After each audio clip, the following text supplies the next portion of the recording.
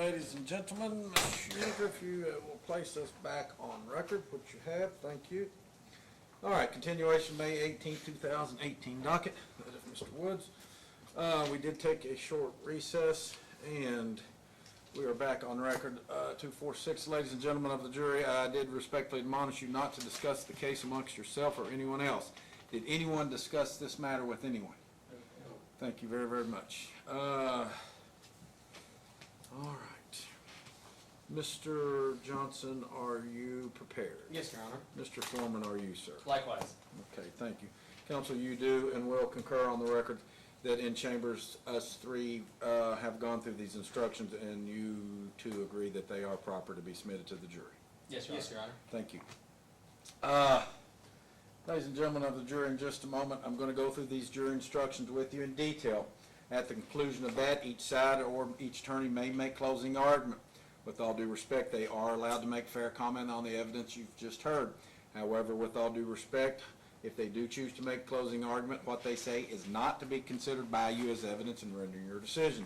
The only thing you are to consider as evidence is, and we don't actually have any exhibits in this trial, nope, is the sworn testimony that you've just heard. At the conclusion of that, I'll ask everyone in the courtroom to please rise. I'm going to ask you to follow Mr. Bailiff to the back to the jury deliberation room. Once you're back there, you shall select a foreperson of the jury. Once you've done that, you need to begin your deliberations. Once you've reached a unanimous verdict, knock on the door, and Mr. Bailiff will bring you right back. I will respectfully take this opportunity to admonish you, due to a fairly recent Supreme Court case, you're not to take any electronic devices with you in the back room, so leave all your phones, any devices that you may have. You can leave all your personal belongings. We'll make sure nobody bothers them, okay? Excuse me. All right, instruction number 1. The law presumes Joseph E. Woods to be innocent of the crime, and that the citation shall not be considered as evidence or having any weight against him. You shall find Joseph E. Woods not guilty unless you are satisfied from the evidence alone and beyond a reasonable doubt that he is guilty. If upon the whole case you have a reasonable doubt as to his guilt, then you shall find him not guilty. Instruction number 2, burden of proof. The burden of proof in this case rests entirely upon the Commonwealth from the beginning to the end of the trial to establish beyond a reasonable doubt every essential element to the conviction of Joseph E. Woods of the offense charged. Joseph E. Woods has no burden to sustain as to any of the essential elements of the charged offense. The burden does not shift to the defense at any point during the trial. Instruction number 3, styled operating a motor vehicle under the influence of intoxicants. You will find Joseph E. Woods not guilty of operating a motor vehicle under the influence of intoxicants unless you believe from the evidence and beyond a reasonable doubt all of the following. Number 1, that in Boyle County, Kentucky, on or about January the 7th, 2017, Joseph E. Woods was operating or in physical control of a motor vehicle, and A, that he was under the influence of alcohol. Instruction number 4, unanimous verdict. As I stated a moment ago, immediately upon retiring to the jury room, you shall select one of your number to be the foreperson. The verdict of the jury must be in writing, must be unanimous. That is, all 6 jurors must agree on a verdict and must be signed by one of you as the foreperson. You should use the verdict forms provided at the end of these instructions for your verdict. Verdict form A. Ladies and gentlemen, this is one of the forms that must be indeed executed by you as the judgment, as the jury. Number 1, we, the jury, find the defendant Joseph E. Woods guilty under instruction number 3, operating a motor vehicle under the influence of intoxicants. If that is indeed the unanimous verdict, that must be executed. The other option naturally is number 2, we, the jury, find the defendant Joseph E. Woods not guilty under instruction number 3, operating a motor vehicle under the influence of intoxicants. And once again, if that is the unanimous verdict, that needs to be executed. Penalty phase. Instruction number 1, operating a motor vehicle while under the influence of alcohol. Having found the defendant guilty of operating a motor vehicle under the influence of alcohol, you shall fix his punishment in accordance with the penalty provided as set out in verdict form B for first offense. So in essence, if you do respectfully find him guilty, this is the next procedure. If you find him not guilty, then there's no need to execute this. Verdict Form B. Having found the defendant guilty of operating a motor vehicle under the influence of alcohol, first offense, we, the jury, fix the defendant's punishment as follows. Choose either 1, 2, or 3. So if there is a guilty verdict, there are 3 options. Number 1, a fine in the sum of blank that is not less than $200 nor more than $500. Or B, number 2, confinement in the county jail for blank hours/days, not less than 48 hours nor more than 30 days. Or 3, a fine in the blank amount, not less than $200 nor more than $500, and confinement in the county jail for blank hours/days, not less than 48 hours nor more than 30 days. Ladies and gentlemen, it appears to be a little complicated, but it is not, in my opinion. So once you've had a chance to look through these instructions and the potential verdict forms, do each of you respectfully understand what I've gone through? If not, let me know. Thank you very, very much. Mr. Forman, if you are prepared, any closing? Yes, Your Honor. Thank you.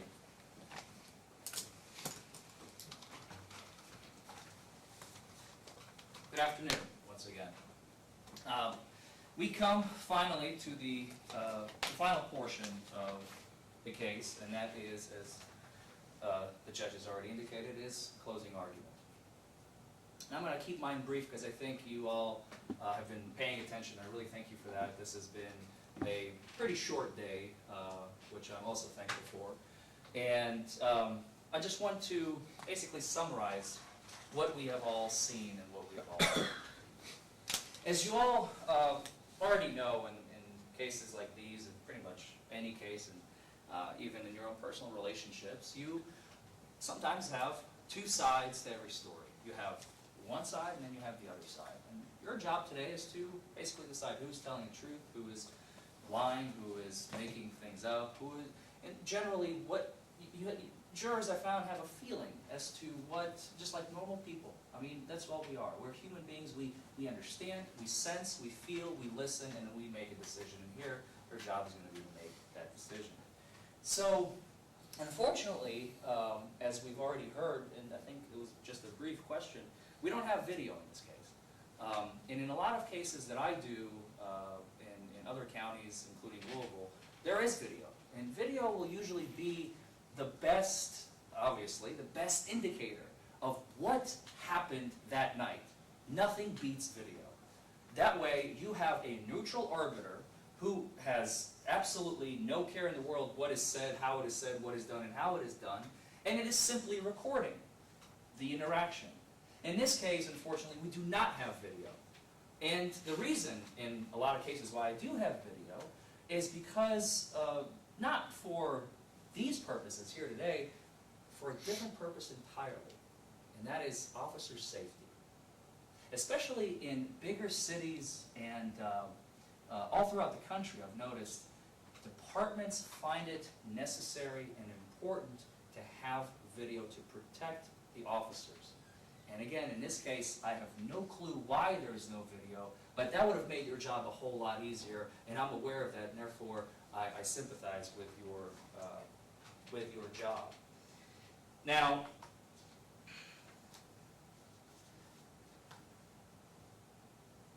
let's talk about the facts real quick. We've heard testimony that it was very cold this night, about 8 degrees, 9 degrees, 7 degrees, whatever it was. And then with the wind chill, it was like -22. So it was very difficult for Mr. Woods to perform anything at this point. And the officer testified to the fact that it was cold as well. The officer could have performed the field sobriety tests over at the jail where it was maybe a little bit warmer. Mr. Woods was given a blanket. He never was asked to perform the field sobriety tests, the walk and turn and the one-leg stand over at the jail. The deputy also stated that he was busy and he was trying to catch some kids selling heroin. Why won't they do, as Mr. Woods has stated, why won't they just smoke their weed and be done with it? So he had other things to do that concerned him and did not concern Mr. Woods. Mr. Woods indicated that he asked him at least once for a blood test. Take me to the hospital. Take me to the hospital. I'll give you my blood. And he never did. afterwards stated that the deputy never took him to the hospital for that test. He did admit, so the admission that he made on that witness stand, he admitted to 3 beers. He started drinking at approximately 6:30 when they got there. By 8 o'clock he was done. Why? Because he was a DD. He was a designated driver, and his girlfriend knew that, and that is why she did not consume, she consumed way more than she probably would otherwise had she knew that she had been driving. But she knew that she had a designated driver, so she didn't have a care in the world after and during the UK game was over.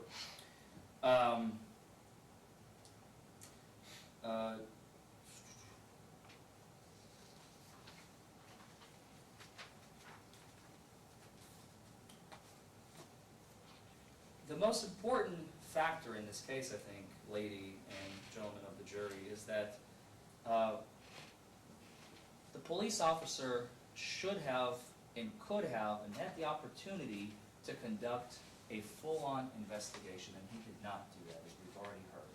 He made the affirmative decision to not do his job. And they have, as he has already testified, they have standard operating procedures that must be followed. And why didn't he simply follow them in this case? We will never know. So, I don't think there is, I think you all understand the evidence. I think you all are very smart individuals. All I have left to say is, based on all the evidence that you have heard here today, the testimony essentially was the only one, all the testimony taken together, I have no doubt in my mind that you will find Mr. Joseph E. Woods not guilty of operating motor vehicle under the influence. Thank you. Mr. Forman, thank you. Mr. Johnson, closing when you're ready, sir. Yes, sir. Ladies and gentlemen of the jury, I just thank you all again for your service today. Thank you for your full attention. As you all know now, this is a criminal matter. These are very serious. And I just can't thank you all enough for what you've done here today. Now, a lot has been made about the cold weather that night, about a conversation that allegedly occurred, but who knows? And so, but I don't want you all to let that distract you from one simple fact. That the defendant could have submitted to a test of his breath, but he didn't. Because he doesn't want you all to know how much alcohol he had in his system. Now, interestingly enough, the defendant was able to recall the exact time they got there, the exact time of the start of the game, and that a game that occurred over a year and a half ago, is able to recall exactly when he stopped. His girlfriend, who you heard Deputy Dean testify, was manifestly under the influence to the point where she was not capable to drive, but yet she's able to remember exactly when they got there, the exact time that the game started, exactly when the defendant started, but yet the defendant's unable to exactly remember about how long he was at the jail before he was asked to submit to a breathalyzer test. Initially, he stated 10 minutes, then it was 15 minutes, then it was 20 minutes. Well, he's able to remember all those other times, but he's unable to remember just the amount of observation time. There's also some other facts that you need to consider. This defendant almost wrecked one of our sheriff's deputies. He almost caused a collision. He was speeding. And so the deputy stopped him, conducted a traffic stop, smelled alcoholic beverages coming from the vehicle. Sure, maybe it was coming from the defendant's girlfriend, so he had the defendant step out of the vehicle. He still smelled alcoholic beverages on his breath. So he had him conduct SFSTs, the first one being the HGN test. He showed all 6 clues on that. And it's interesting that defense counsel doesn't bring that up, doesn't have an argument against the results of that HGN test, because he doesn't want you to know the results of that test. All 6 clues were shown during this HGN test. And that led the deputy to believe, in his 16 years of experience and training, that this defendant was under the influence of alcohol. The defendant, he states he only had 3 beers, but you heard from Deputy Addison that he told him 3, maybe 4 beers. Now sure, it was cold that night, quite possibly frigid. So maybe he didn't want to do the walk and turn and one-leg stand, maybe he wanted to warm up. He could have asked the deputy for a coat, could have asked him for something to warm up. But he didn't ask the deputy at any point during this. When he got to the jail, he was able to warm up, and he states he didn't submit to the breathalyzer test because he didn't trust it. The defendant said himself he is not an expert on the Intoxilizer 5000. He has no training in operating the Intoxilizer 5000. But yet he knows that they're untrustworthy. It boils down to this. The defendant didn't want you all to know what was in his blood system. He says he asked the officer for a blood test, but you heard from Deputy Addison, who has been practicing law enforcement for 16 years, that if he were to ask for a blood test, he would have given the defendant the opportunity to have a blood test done. The point is, this defendant was operating a motor vehicle under the influence. Now, I'm not asking you all to throw the defendant in jail, throw away the key.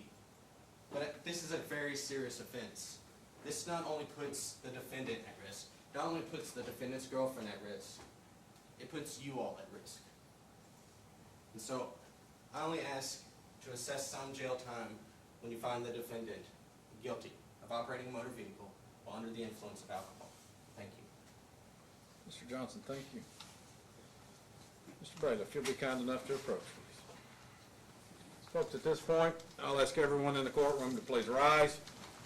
Ladies and gentlemen, if you will follow Mr. Bailiff to the back and begin your deliberation, please.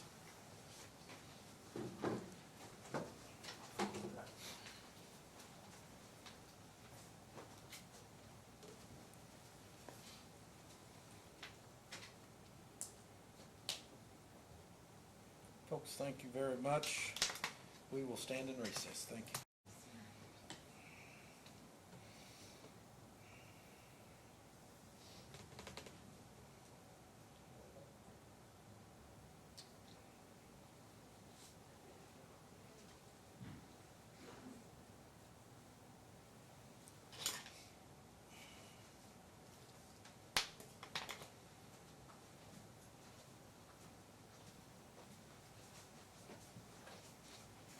Folks, everyone please be seated. Madam Clerk, we are on the record. Mr. Forman and Mr. Woods, if you two of you be kind enough to stand if you do not mind. Has the jury arrived at a verdict? Thank you, Ms. Estes. If you'll let Mr. Bailiff have that for the court. Thank you. Madam Clerk, I have the entire instructions back. I will go to the verdict.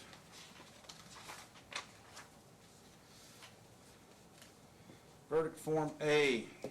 Number 1, we, the jury, find the defendant Joseph E. Woods guilty under instruction number 3, operating a motor vehicle under the influence of intoxicants. Ms. Estes, is this your signature? Yes, sir. Is this the guilty verdict of each juror? Yes, sir. I'm asking all 6 of you. Is that Yes, correct? yes. Thank you. I will move to the next phase. Penalty phase. Paragraph A, having found the defendant guilty of operating a motor vehicle under the influence of intoxicants, first offense, we, the jury, fixed the defendant's punishment as there were 3 options. It appears that option 1 was checked, a fine in the sum of $500. And Ms. Estes, once again, is this your signature? Yes, sir. Is this the penalty phase verdict of each of the remaining jurors? Yes, yes. Thank you. Would either side wish to poll the jury? No, Your Honor. No, Your Honor. Thank you.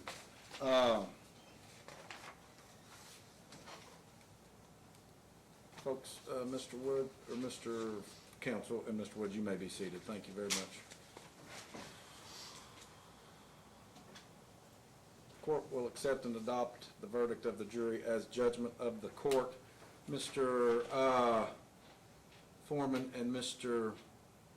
Johnson, I am inclined to final sentence him today in the absence of the jury, if that's okay. That is fine, Your Honor. Yes, Your Honor. Okay. lady and gentlemen of the jury, it's been a little longer day than I anticipated.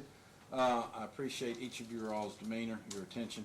You've been a fantastic panel. I'll try to make sure the 6 of you get drawn next time as well. Is that okay?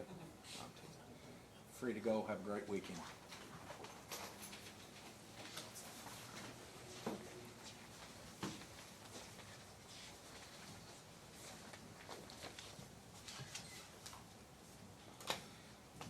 Mr. Forman, and/or Mr. Woods, anything you or your client would like to state prior to me imposing final sentencing? No, Your Honor, I think we're good. Thank you. Court will... Mr. Johnson, anything you would like to state? No, Your Honor. I understand. Court will impose a $500 fine plus cost and fees. Naturally, statutorily, I will have to impose a little different sanctions regarding license suspension and so forth. Mr. Wood, you will have to perform your mandatory alcohol, and this case is quite old. Has he completed that? Did you complete the alcohol education? No, Your Honor, Okay. you have to complete it, the Okay. 20 hours on first. You'll have to complete your alcohol and drug education classes. I do not recall this is a first offense, so there was no pretrial suspension order issued. There was, during the Okay. refusal, Your There Honor. may have been. You are correct. And I let would me- simply ask the court issue credit for that time. Okay. Naturally, I will go ahead and impose the statutory minimum since the jury did not indicate a verdict otherwise. Normally, statutory minimum on the first offense, or what this court routinely does, first offense license will be suspended for 120 days. After 30 days, if otherwise eligible, he may apply for hardship with an ID device being installed in the vehicle. And at this point, the court will honor the jury's verdict and not impose any additional jail time. The pretrial suspension order was issued February the 14th, 2017, so naturally that time period has lapsed. What I normally do is, and Joseph, you live in Waynesburg, Mr. Forman, I will set the matter out for a ADE review like I have to do in most cases to make sure he and everybody else is compliant with their ADE. Short of an appeal, and that's quite all right, doesn't hurt my feelings one way or the other. Mr. Woods, you do have money and transportation to potentially get these done. Yes, sir, I have money, but no transportation. Okay. What I'm stating is generally on a first offense, depending on those two issues, they could be completed as soon as about 45 days. Right. So, in lieu of going out 60 or 70, what I normally do is, based upon the pretrial suspension, we can come back in about 30 or 45, short of an appeal or any other issues. If he's completed his ADE, that'll make this case moot. And since the suspension period has been greater, I'll be able to modify the 120, and we can just give his license back as soon as he gets his ADE complete. completed. That's what Yes, I'm sir. trying to say. I'm not done it too I I'm not understand. done that too I understand, eloquently. Judge. Thank you. Mr. Johnson, would you concur at least at this point? Yes, sir. And Mr. Foreman, you're okay with that as well? Absolutely, Your Honor. So we're going to set it for an ADE review. Ms. Clerk, 30 to 45, Courtney, July 11th would be 45, Your Honor. July 11th. You do is at 9 or 1:30? We can do it 9 or 1:30. Or, Is there any way we can do it just a little bit sooner? yes, we can bump that up. I assume we can. June 27th. June 27th. June 27th at 9 a.m. would work for me, Your Honor. June 27th at 9 on an ADE review. And Ms. Courtney, I don't know if you've been able to tally his total or not. It looks like $1,068, You'll Your Honor. owe $1,068. I'll give you 10 months to pay. The bond was an administrative release bond. That bond may be released as it relates to any liability. Naturally, once Madam Clerk gets a chance to run the docket, I will terminate the OL suspension order, but naturally it's suspended starting today upon the court's final sentencing. Mr. Woods and Mr. Foreman, the clerks actually have a list of local AD providers here. I assume he wishes probably to do it somewhere closer to where he lives. So, Mr. Woods, you find whatever entity you choose. The sooner you get your classes completed, the sooner this case can probably go away. And, Your Honor, Yes. if my client provides proof of ADE completion to the clerks prior to the June 27th date, would that work for the court? Commonwealth, I'll defer to you. If he has completed ADE, his license has been suspended for over a year, so I don't assume you would have any objection of trying to get his, No, sir. okay. No appearance necessary if valid proof filed. Thank you, Your Honor. Okay. Mr. Bailiff's going to hand you, Mr. Woods, a piece of paper. This is my circuit court clerk, and she knows everything. This is not just my criminal clerk. So, this piece of paper should have the fines and cost. If you'll take that in the hall where the windows are, set up that payment arrangement. Mr. Woods, do not drive until you are eligible, sir. Mr. Johnson, on behalf of the Commonwealth, anything further? Judge, just for the Yes, sir. record, I know we discussed this matter, the careless driving that was. I apologize. That was, I yes, don't sir. know if we addressed that on the record. I don't think that we did, I was just going to have that dismissed. as merged. Mr. Foreman, I assume no objection. No objection, Your Honor. Charge 1 is dismissed as merged per Commonwealth. That is noted on the docket and the record as well. Bond will be released. They'll set him up on payment arrangements. Was there a bond in this case, Your Honor? That was ROR administrator. So released as it relates to any liability. Mr. Understood. Foreman, anything further? Mr. Foreman, anything further? No, Your Honor. Okay. Folks, this matter is adjourned. Have a safe trip and a nice weekend. Thank you very much.